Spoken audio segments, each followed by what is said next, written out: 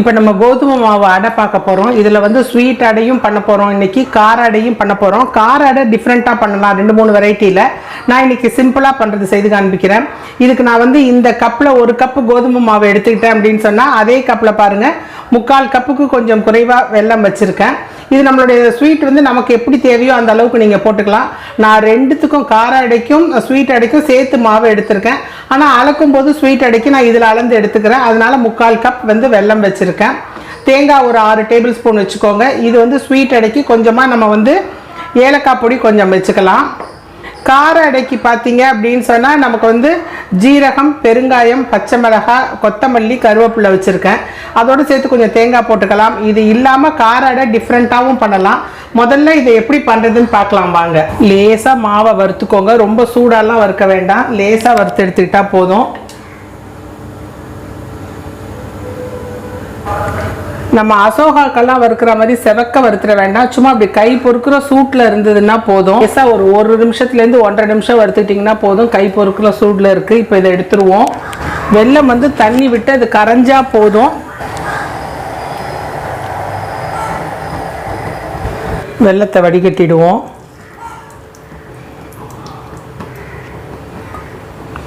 இன்னொரு அடுப்பில் நம்ம வந்து கொஞ்சமாக தண்ணி மட்டும் போட்டு வச்சுக்கணும். ஏன்னா வெந்நீர் பத்தலை அப்படின்னு சொன்னால் நம்ம எடுத்து உபயோகப்படுத்திக்கலாம். இப்போ பாருங்கள் தண்ணி கொதிச்சிருச்சு. இதில் நம்ம இந்த கோதுமை மாவை போட்டு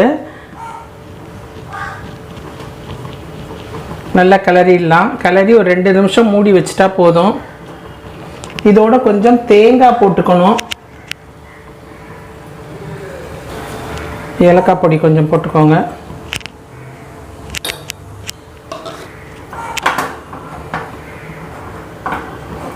இது நல்லா சூடாக இருக்குது, பிசைய முடியாது. அதனால் நம்ம வந்து ஒரு 5 நிமிஷம் மூடி வச்சுட்டு அதுக்கப்புறம் எடுத்து பிசைவோம். இதேமாதிரி கார கோதுமைக்கு கொஞ்சமாக எண்ணெய் விட்டுக்கோங்க. எண்ணெய் விட்டுட்டு ஜீரகம், பச்சை மிளகாய், கருவேப்பிலை, பெருங்காயம் இது எல்லாத்தையும் போட்டுடுங்க. இதோட சேர்த்து 2 ஸ்பூன் தேங்காய். இது எல்லாத்தையும் போட்டு நம்ம மாவு வறுத்து வச்சுருக்கோம் இல்லையா, அந்த மாவில் போட்டு பிசைஞ்சிட வேண்டியதான். இந்த மாவில் போட்டு கொஞ்சம் வெந்நீர் விட்டு பிசைஞ்சிருங்க. பிசைஞ்சு ஒரு 10 நிமிஷம் கழித்து உப்பு போட்டு பிசைஞ்சு ஒரு 10 நிமிஷம் கழித்து அடையா தட்டிடலாம். அது எப்படின்னு பார்க்கலாம். ரெடி ஆகிடுச்சு பாருங்கள். ஸ்வீட்டுக்கும் ரெடி ஆகிடுச்சு, காரத்துக்கும் ரெடி ஆகிடுச்சு. இப்போ நம்ம தட்டிடலாம். ஒரு சின்ன உருண்டை நம்ம என்ன சைஸ்க்கு வேணுமோ, எப்படி அடை வேணுமோ அந்த அளவுக்கு எடுத்துக்கோங்க. கொஞ்சமாக தண்ணியும் எண்ணெயுமா கையில் தொட்டுக்கோங்க. தொட்டுக்கிட்டு இந்த மாதிரி நம்ம தட்டிக்கலாம். நல்ல மெல்லிசாக தட்டியாச்சு பாருங்கள். இதை நம்ம வந்து தோசைக்கல்லில் போட்டு எடுத்துடலாம். ஸ்வீட் அடை போட்டு எடுத்துருவோம். ஸ்வீட்டுங்கிறதுனால கொஞ்சமாக நம்ம வந்து நெய் விட்டுக்கலாம், எண்ணெய் விட வேண்டாம்.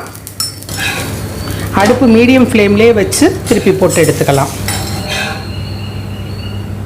ரெடி ஆகிடுச்சு பாருங்கள் ஸ்வீட் அடை. இந்த மாதிரி எல்லாமே செய்து எடுத்துருவோம். ஸ்வீட் அடைக்கு மட்டும் நெய் விட்டுக்கோங்க, கார அடைக்கு எண்ணெய் விட்டுக்கோங்க, நல்லாயிருக்கும். அடுப்பு மீடியம் ஃப்ளேமில் மட்டும் வச்சுக்கோங்க. இப்போ கார அடையும் நம்ம போட்டு எடுத்துடலாம்.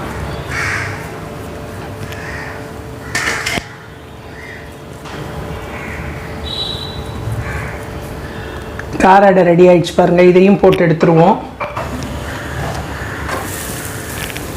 கார அடை இது கொஞ்சம் எண்ணெய் விட்டுக்கோங்க.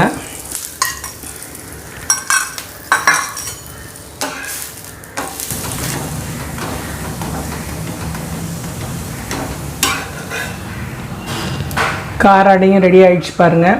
இதுக்கு சட்னி, மிளகாய் பொடி, தக்காளி சட்னி, வெங்காய சட்னி எதை வச்சு சாப்பிட்டாலும் ரொம்ப நல்லாயிருக்கும். மார்னிங் டிஃபனுக்கு இது ஒரு நல்ல ஒரு பிரேக்ஃபாஸ்ட். இதை நீங்கள் செய்து பாருங்கள் ஃப்ரெண்ட்ஸ். செய்து பார்த்துட்டு எப்படி வந்திருக்குன்னு கண்டிப்பாக எனக்கு கமெண்ட் பாக்ஸில் சொல்லுங்கள். Thank you friends.